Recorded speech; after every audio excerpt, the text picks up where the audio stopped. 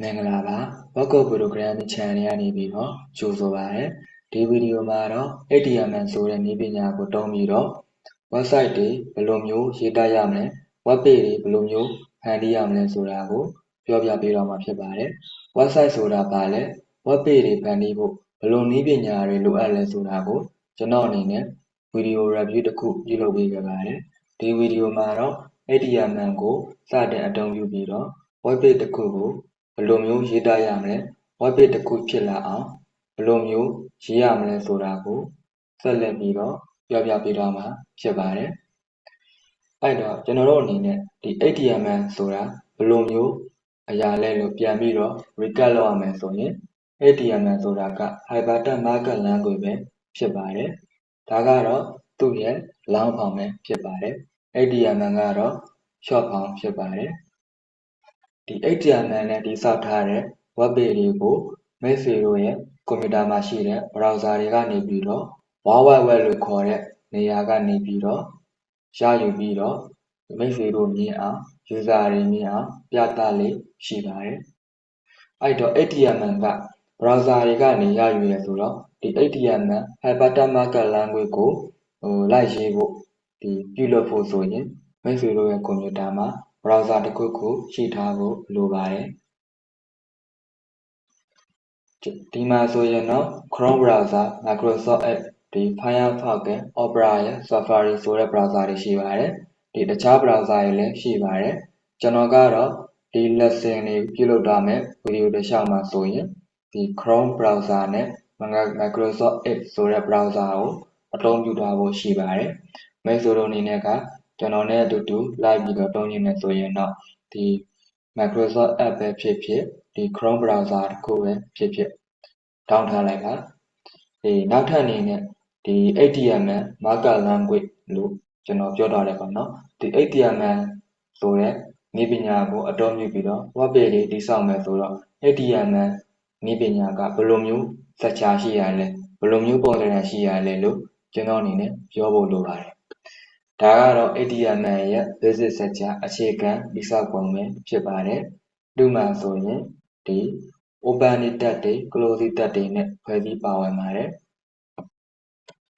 ဒီမှာကျွန်တော်တို့တစ်ချက်ကြည့်ကြည့်မယ်ဆိုရင်ဒါကတော့ HTML အဖွင့်တက်ဖြစ်ပြီးတော့သူ့ရဲ့အောက်ဆုံးမှာဆိုရင် HTML အပိတ်တက်လာပါတယ်ပြီးရင်သူ့ရဲ့ HTML အတွင်းမှာ HTML ရဲ့အဖွင့်တက်နဲ့အပိတ်တက်လာပါတယ်အဖွင့်တက်ကိုရေးတဲ့အချိန်မှာကျွန်တော်တို့ပုံမှန်တိုင်းရေးပြီးတော့အပိတ်တက်မှာဆိုရင်ဒီ select ကိုခံပြီးတော့ရေးသားလေးရှိပါတယ်ဒီမှာဆိုရင်လည်းပဲကျွန်တော်တို့သူကပဲရအတွဲလိုက်လာတယ်ပေါ့နော် body မှာဆိုရင်လည်းပဲ body အဖွင့်ဒါဒီ body အပိတ် title မှာဆိုရင်လည်းပဲဒါဒီ title အဖွင့်ပြီးရင်ဒါဒီ title အပိတ်အဲ့လိုမျိုးကျွန်တော်တို့တိဆောက်လေးရှိကြပါတယ်ဒါကတော့ HTML ရဲ့ basic structure ဖြစ်ပါတယ်သူက document type အမျိုးအစားဖြစ်တဲ့ကျွန်တော်တို့ဒီ document type ကျွန်တော်တို့အမျိုးအစားကျွန်တော်တို့ရှိပါတယ် tag document ကျွန်တော်တို့အမြဲတမ်းရေးသားလေးရှိပါတယ်ဒါကတော့ HTML ဆိုတာကလည်းဒီ document type အမျိုးအစားပဲဖြစ်ပါတယ်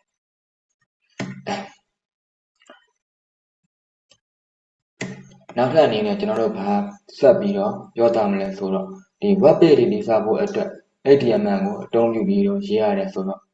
HTML ကိုကျွန်တော်တို့ကွန်ပျူတာမှာပါရှိတဲ့ text editor ကိုပဲအရင်ဆုံးသုံးပြီးတော့ရေးပြပေးတော့ပါမယ်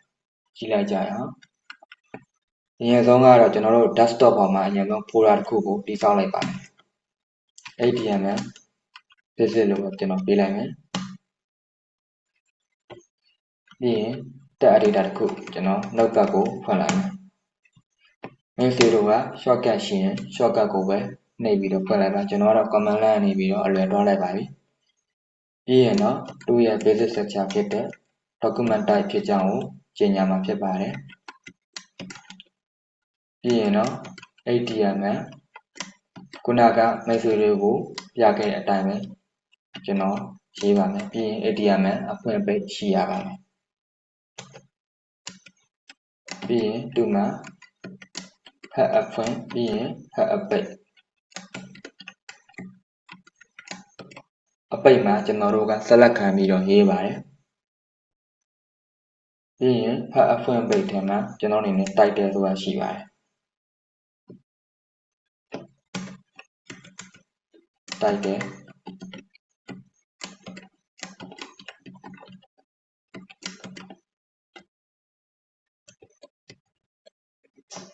ကျွန်တော်ကတော့ဒီဖတ်လို့ကောင်းအောင်ကြည့်လို့ကောင်းအောင်ကျွန်တော် format ကြအောင်ရေးပါတယ်မိတ်ဆွေတို့အနေနဲ့ကကြတော့ဒီလောလောဆယ်ကကျွန်တော်ကဒီနှုတ်ပတ်ကိုပဲတုံးပြီးတော့ပြတော့အောင်ပါကျွန်တော်အနေနဲ့နောက်ထပ် video lesson မှာဆိုရင် code editor တစ်ခုကိုတုံးပြီးတော့ download လုပ်ပြီးတော့ဒီတုံးတော့မှာဖြစ်ပါတယ်လောလောဆယ်ကဒီကွန်ပျူတာမှာပါတဲ့နှုတ်ပတ်နဲ့တင် HTML ကို run လို့ရတယ်ဆိုတာကိုပြောပြပေးချင်တာပါပြီးတော့ရင်ကျွန်တော် online text editor တစ်ခုကိုဆက်ပြီးတော့တုံးပြပေးတော့မှာဖြစ်ပါတယ်အဲ့တော့ဒီ title ရဲ့အဖွင့်နဲ့အပိတ်ကြားထဲမှာဗာရေးရမလဲဆိုတော့ကျွန်တော်တို့ဒီ browser တွေမှာမိတ်ဆွေတို့ဖွင့်လိုက်တဲ့အချိန်မှာဒီခေါင်းစဉ်တစ်ခုအနေနဲ့ပေါ်ခြင်းနဲ့စာသားကိုကျွန်တော်တို့ title အဖွင့်နဲ့အပိတ်ကြားထဲမှာလာပြီးတော့ရေးရပါမယ်ကျွန်တော်တော့ဘာလို့လဲကျွန်တော်ရဲ့ channel ကိုပဲရေးလိုက်ပါမယ်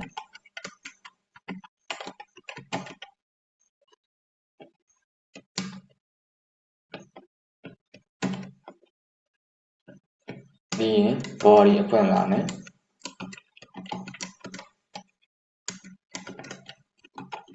ဒီ body အဖွင့်ပိတ်ထဲမှာဆိုရင်ကျွန်တော်တို့ web page မှာမိတ်ဆွေတို့အနေနဲ့ web page မှာပေါ်ခြင်းနဲ့မိမိရေးသားလိုတဲ့စာသားတွေ content တွေကိုထည့်သွင်းရေးသားလို့ရပါတယ်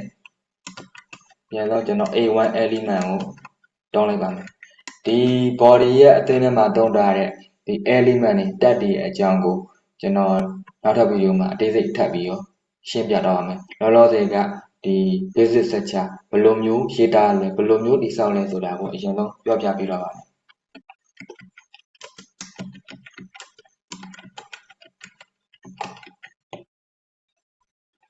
ကျွန်တော်တို့ title မှာလို့လဲရေးသားခဲ့တယ်ဒီမှာ heading မှာဆိုရင်တို့က A ပေါ့နော် A1 ဆိုတာက heading ခေါင်းစဉ်တွေဖော်ပြခြင်းတဲ့အခါမှာကျွန်တော်တို့ A1 ဆိုတဲ့ဥစ္စာနဲ့တက်နဲ့ရေးပါတယ်ပြီးရင် paragraph ကျွန်တော်တို့ web page တွေမှာ paragraph တွေဖော်ပြခြင်းပါတယ်အဲ့လိုမျိုးချိန်မှာဆိုရင်ကျွန်တော်တို့ p tag ဆိုတဲ့ p element p tag နှစ်မျိုးလုံးပေါ့နော်ကျွန်တော်တို့ဒါအခေါ်အဝေါ်ရှိပါတယ်အဲ့လိုမျိုးကျွန်တော်တို့ p tag ကိုတုံးပြီးတော့ရေးပါမယ်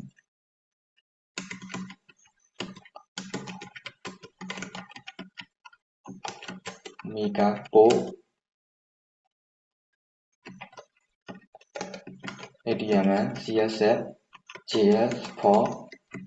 web development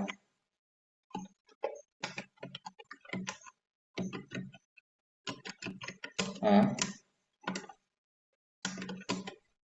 knowledge ကျွန်တော်တို့ဒါလေးပေါ်ခြင်းလို့ဒါလေးကိုရေးလိုက်တယ်ပြီးရင်ကျွန်တော်အနေနဲ့စေပါမယ်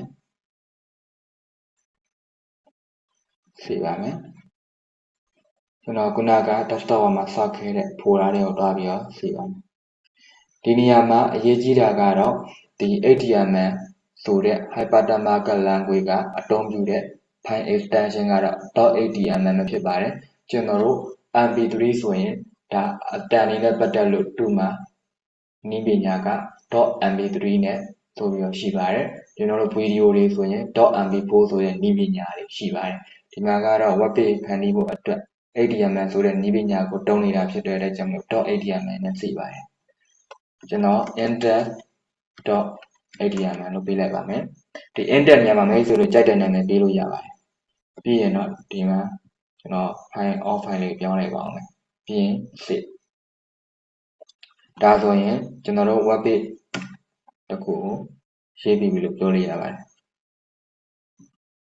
ဒီမှာမိတ်ဆွေတို့အနေနဲ့ဒီ browser တစ်ခုခုနဲ့ပေါ်နေလိမ့်မယ်နော်ကျွန်တော်ကတော့ဒီမှာ Chrome icon လေးနဲ့ဘေးမှာလာပေါ်နေတယ်ကျွန်တော်ကတော့ဒီ Chrome browser ကကျွန်တော်ရဲ့ favorite browser ဖြစ်တဲ့အတွက်ကြောင့်မလို့ကျွန်တော်က Chrome browser ကိုပဲတုံးတယ်မိတ်ဆွေတွေအနေနဲ့ကကြိုက်တဲ့ browser ကိုတုံးလို့ရပါတယ်ကျွန်တော်ကတော့ဒီ Chrome browser ကိုပို့ပြီးတော့ suggestion ပေးရပါတော့ကျွန်တော်နှိပ်ပြီးတော့ဖွင့်လိုက်ဒါဆိုရင်ခုနကမိတ်ဆွေတို့ရေးခဲ့တဲ့ဒီ web page ပုံစံဒီကိုပေါ်ခြင်းနဲ့ခေါင်းစဉ်စာသား paragraph ပေါ်နေပေါ့နော်ပြီးရင်ကျွန်တော်တခုပြချင်တာကဒီမှာပေါ့နော် ခုနက title ရဲ့အဖွင့်နဲ့အပိတ်ထဲမှာရေးခဲ့တဲ့စာတာ word code programming ဆိုတာကိုဖော်ပြနေတာဖြစ်ပါတယ်ဖွင့်လိုက်တဲ့အချိန်မှာအဲ့တော့ဒါကကြတော့ဒီမိမိရဲ့ကွန်ပျူတာမှာရှိတဲ့ notepad ကိုတုံးပြီးတော့ပြောပြပေးပါတယ်ပြီးရင်နောက်ထပ်ကျွန်တော် online text editor တစ်ခုနဲ့ဆက်ပြီးတော့စမ်းပြပေးသွားပါအောင်အဲ့တော့ onecompiler.com ပါเนาะ onecompiler.com ကိုတွားလိုက်ပါတခြား online text editor တွေလည်းရှိတယ်တခြား text editor တွေက sign up လုပ်နေရတယ် sign up လုပ်နေရတဲ့အတွက်ကြောင့်မလို့ကျွန်တော်ဒါကိုအလုပ်တစ်ခုတုံးလိုက်တာပါဒီမှာ HTML ဆိုပါပါတယ် HTML ကိုတွားလိုက်ပါဒီမှာဖော်ပြထားတယ်ဒီမှာသူ့မှာလည်းတခါတည်းရေးပြပါနော် HTML ရဲ့ basic structure ကိုသူကရေးပြထားပြီးတယ်ဒီမှာကျွန်တော် run မပြခင်မှာဘာမှမရေးခင်မှာကျွန်တော်ဒီဥစ္စာတစ်ချက် run ပြပါအောင်မယ်run လိုက်တော့ဒီမှာကဘာပေါ်လာလဲပေါ့နော်ဘာပေါ်လာလဲဆိုဒီမှာ hello world ဆိုပြီးတော့ကျွန်တော်တို့ date ကဒီမှာဆိုရင်နာရီပေါ့နော်ဒီမှာ second တွားပြီးတော့ဒီမှာ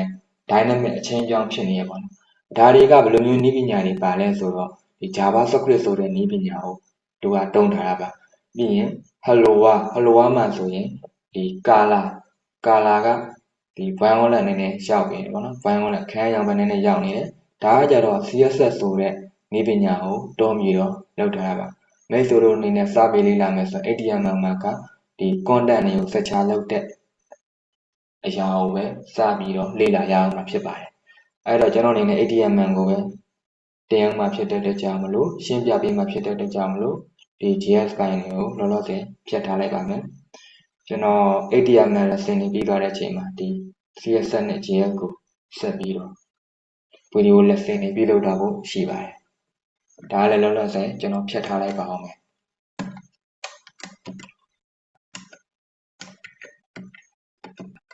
dot ပြီးရင်ကျွန်တော်တို့ခုနကရေးခဲ့တဲ့အတိုင်းပဲ HTML ပြီးရင် head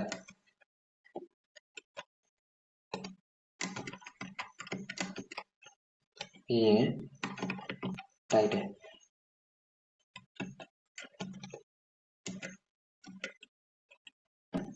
မိတ်ဆွေတို့ဒါ online text editor ဖြစ်တဲ့ကြောင့်နည်းနည်း notepad ထဲရေးရတာပို့ပြီးတော့အဆင်ပြေပါတယ်နောက်ကြတော့ကျွန်တော်တို့အနေနဲ့ code editor တွေတုံးရတာနောက်ပိုင်းမှာပို့ပြီးတော့ရေးရတာ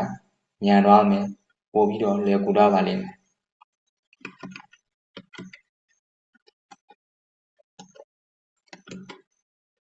ခုနက word code programming ကျွန်တော်ဒါပဲရေးလိုက်ပါမယ်ပြီးရင်နံပါတ်ပေါ်လေးလာမယ်ပြီးရင်ခုနကကျွန်တော်တို့ portion နဲ့ A1 နဲ့ရေးခဲ့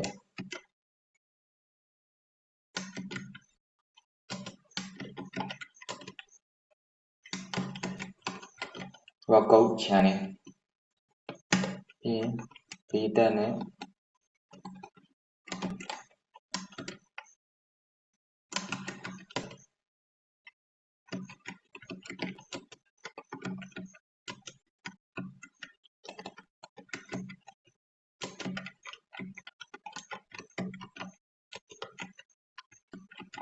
web development language and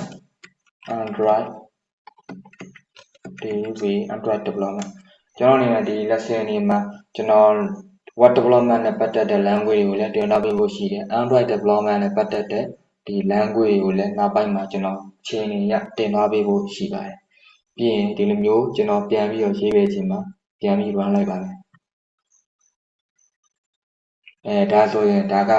online text editor ကိုတုံးပြီးတော့ HTML web page တစ်ခုဘယ်လိုမျိုးရေးသားလဲဆိုတာကိုအခြေခံ basic အနေနဲ့ကျွန်တော်ပြောပြသွားတာဖြစ်ပါတယ်နောက်ထပ်ဗီဒီယို lesson တွေမှာကျွန်တော် code editor ကိုပဲဆက်ပြီးတော့တုံးတော့မှာဖြစ်ပါတယ် notepad ကိုမတုံးတော့ဘူးပြီးရင် online text editor ကိုလည်းကျွန်တော်မတုံးတော့ပါဘူးကျွန်တော်ရဲ့ဒီ web code programming channel ကိုကြည့်ရှုပေးတဲ့အတွက်ကျေးဇူးတင်ပါတယ်နောက်ထပ်ဗီဒီယိုမှာပြန်တွေ့ကြပါမယ်